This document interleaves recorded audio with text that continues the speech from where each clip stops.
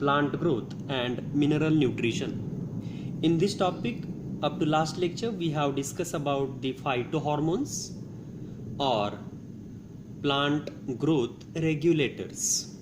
In plant growth regulators, we have studied there are two different kinds, growth promoters and growth inhibitors.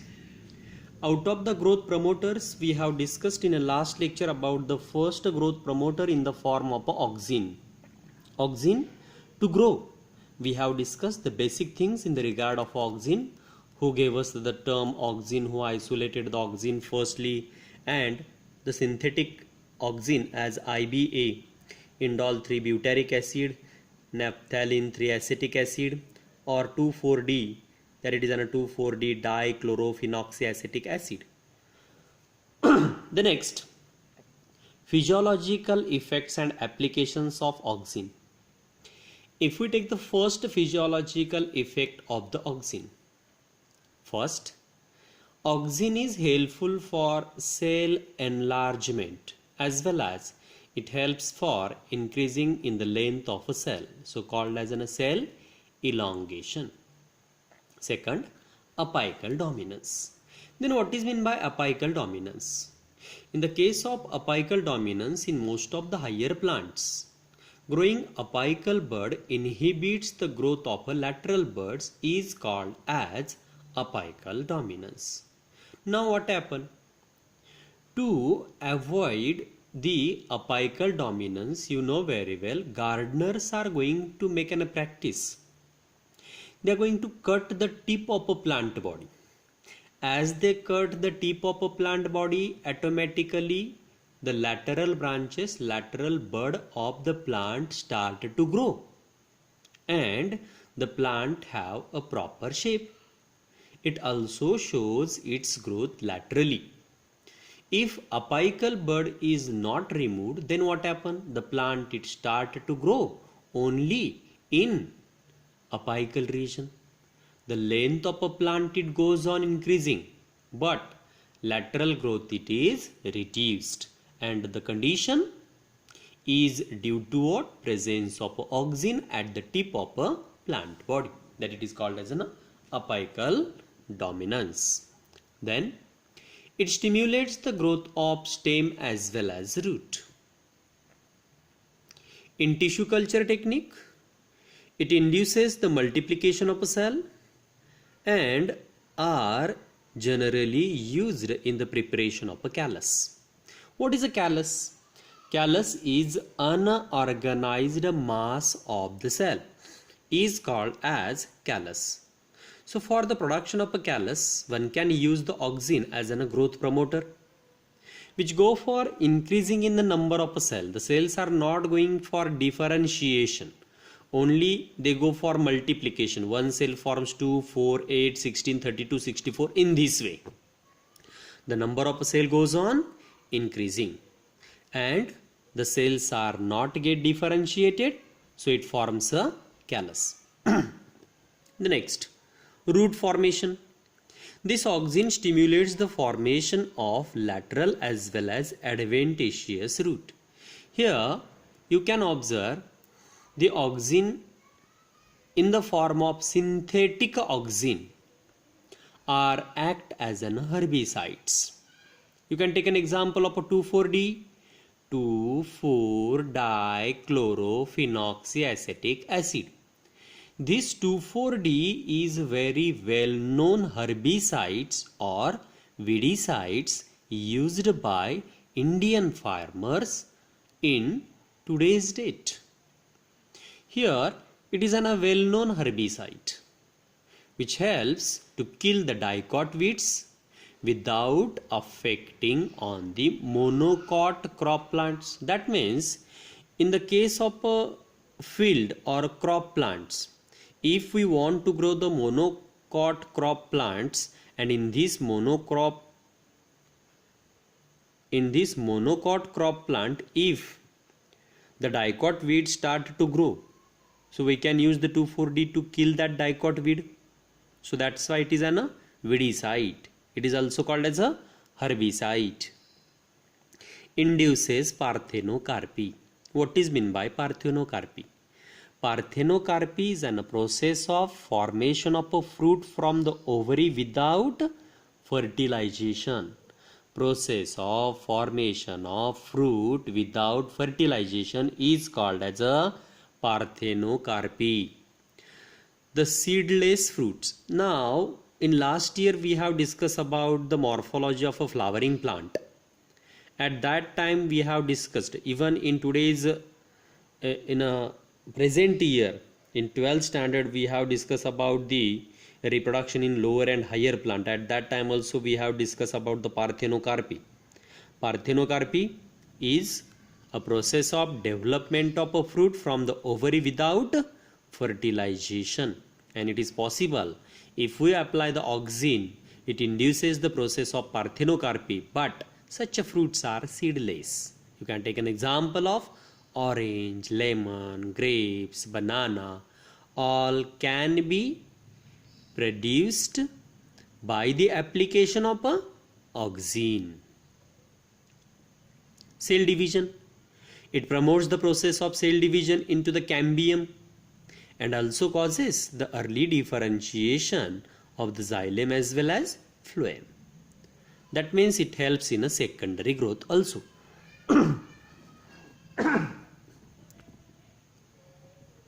Root and shoot elongation.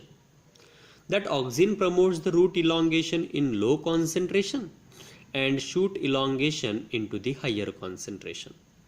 So in a tissue culture technique, when you want to prepare the plantlet from the callus, when you want to make the plantlet from the callus, if you want to grow first root, then you have to use the lower concentration of auxin, and when you want to grow the shoot, then you have to use the higher concentration of auxin. So it helps in a tissue culture technique for morphogenesis or organogenesis, conversion of cells into the organ like root and a shoot. Then rhizogenesis. It helps for fastening of the root. Early rooting into the cutting is possible by the application of auxin. If you people know about the cultivation or method of cultivation of a sugarcane, sugarcane are cultivated by the process of a stem cutting. If we treat that cut stem into the auxin, then it helps for fast formation of a root from the node of that stem, and these are the adventitious root. So this is about what? Rhizogenesis. To enhance, to increase the process of a root formation, it is called as a rhizogenesis. The next, it induces flowering. Foliar spray of naphthalene 3 acetic acid and 2,4-D into the lychee and pineapple is helpful for the formation of a flower. Another thing, as it is a growth promoter, it shows the opposite effect to the abscisic acid. Abscisic acid is responsible for the formation of abscission layer. Now what is abscission layer? At the end of petiole and stem, pedicel and stem. Petiole and stem means in the relation of leaf. Pedicel and stem in the relation of a flower. At the end there is a formation of an abscission layer. That it is a non-greening effect, it is shown over there, and is responsible for the process of defoliation or for the process of drop down of the fruit from the plant body, is called as an abscission layer. So it helps to avoid the abscission layer because it is a growth promoter, not a growth inhibitor. It prevents the premature fruit drop into the apple, pears and orange, as it helps to avoid the formation of a abscission layer. Increase the rate of respiration. As the rate of respiration get increases, oxidation also get increases and the growth also get increased. It helps for breakdown in the dormancy of a seed and it promotes the process of a germination. The next one, that it is an Agent Orange. What is an Agent Orange? That it is a bioweapon or chemical weapon, we can say, instead of bioweapon. Mixture of two phenoxy herbicides in a ester form. Two phenoxy herbicides, these are the weedicides in ester form, 2,4-D and 2,4,5 trichlorophenoxyacetic acid, is known as Agent Orange, and this Agent Orange is used in a Vietnam War for defoliation of the forests. That it is about what? Agent Orange. The next, gibberellin. Location, you can observe the gibberellin. Next hormone, that it is a gibberellin. Gibberellin is a second growth promoter. Location, gibberellins are synthesized and are present in abundant inside the root tip as well as into the developing seed. It is also synthesized by the young leaves and a stem tip, but present in a more amount inside the root tip and a developing seeds. It shows non-polar transport through the vascular tissue. In the relation of auxin we have studied, it shows a polar transportation from apical region towards the lower region, from stem apex towards the base, from root apex towards the base, in this way, which is called as a polar. But the gibberellin shows a non-polar transport through the vascular tissue. The Japanese scientist Kurosawa in 1926 first isolated the gibberellins from the fungus Gibberellia fusicoriae. Kurosawa was the Japanese scientist who gave us gibberellins from the fungus Gibberellia fusicoriae.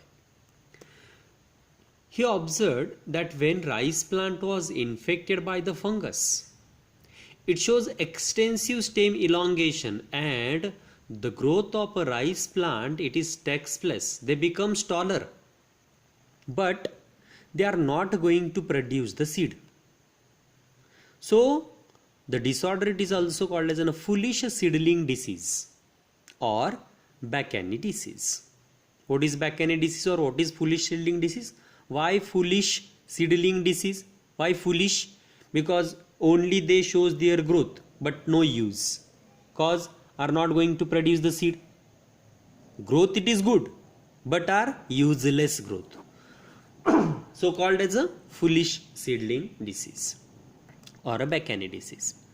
Then two more scientists, Yabuta and Sumiki, in 1938 they isolated the gibberellins in a crystalline form from the fungus, that it is an Gibberellia fusicoriae, and gave the name to that chemical crystalline form which is isolated by the Yabuta and Sumiki. They gave the name as a gibberellin.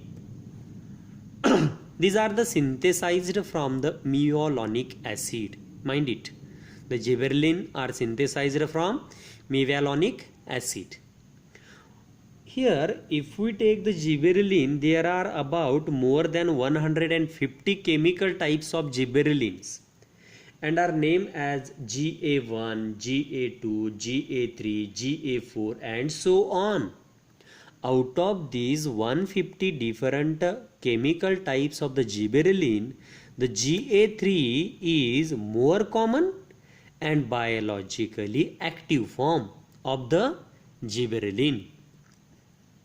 Chemically, it contains an gibbon ring and a cyclic diterpene with 4 isoprene units. This is about gibberellin. Physiological effect and application of gibberellin. It helps to break the dormancy of bud. That means it is helpful to induce the early flowering. Promotes the germination in seed like cereals, barley and wheat by synthesis of a hydrolyzing enzyme inside the seed called as an amylase. This amylase is helpful for the formation of a sugar by the process of what? Hydrolysis. That means polysaccharide are converted into the di and disaccharide get converted into monosaccharide. These monosaccharide can be used by the seed during the process of germination. Next, stem elongation. The most striking effect of the gibberellin is helps to increase the distance of internode. If the internodal region get increases, automatically the height of plant get increases. Then what is the use of that stem elongation or increasing in the growth of internodal region? It is used into the plant like sugarcane and bamboo, which helps to increase the length of internodal region. Bolting. Now see here, both of the things are somewhat similar, but here if we observe the bolting, elongation of internodes just prior to the flowering in the plants. Those with rosette habitat. Rosette habitat, you know very well, the beet, cabbage. If they leads to elongation into that, these are the cabbage, it is a leafy vegetable, which is helpful to increase the yield of that plant vegetable. So this is about what? Bolting. Parthenocarpy. In last lecture, in last auxin also we have discussed the process of formation of a fruit without fertilization. Ovary get converted into fruit without fertilization, and such a fruit are seedless fruit. You can take an example of a tomato, apple and pear. And it also helpful to induce the flowering inside the long day plants during the short day condition. It is used to increase the fruit size and bunch length of a grapes, that it is an Leachman-Lang effect. Increases the height. Application of a gibberellin is helpful to convert the genetically dwarf plant into the tall plant. You can take an example of a maize variety. Overcomes the requirement of vernalization. Vernalization is an low temperature treatment required for the plant to produce the flower, is called as vernalization. So it helps to overcome the requirement of vernalization. That means without low temperature treatment also plant can start to produce the flower. Inhibits the root growth. That auxin, it helps to induce the root growth, and that gibberellin, it is helpful to inhibit the root growth. It helps to delay the process of senescence and prevents the abscission. Senescence, old or aging. The process of aging is delayed by the gibberellic acid. Break the seed dormancy and hastens the process of germination.